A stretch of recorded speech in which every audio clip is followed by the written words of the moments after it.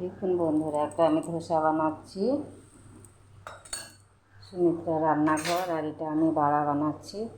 দেখুন বড়াটা কত সুন্দর হয়েছে, দেখুন। আর একটা বানিয়েছি ধোসা। ভালো লাগলে বন্ধুরা লাইক কমেন্ট শেয়ার করুন। তাকে আমি খুন্তি দিয়ে প্লেন করে দিচ্ছি, তাহলে ধোসাটা ভালো উঠবে।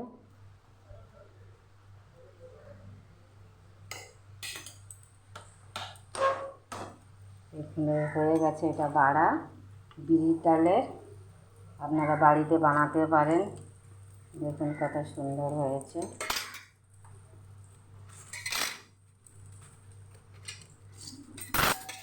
দেখুন বন্ধুরা, এটা বাড়া। ভালো লাগলে লাইক কমেন্ট শেয়ার করুন। এটা আছে আলুর মশলা,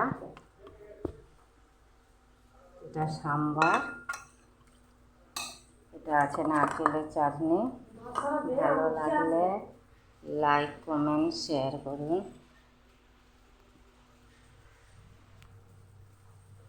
দেখুন ধোসাটা হয়ে গেল।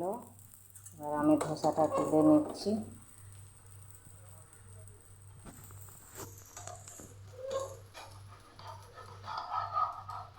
দেখুন বন্ধুরা, ধোসাটা হয়ে গেল। আধা দে আধা।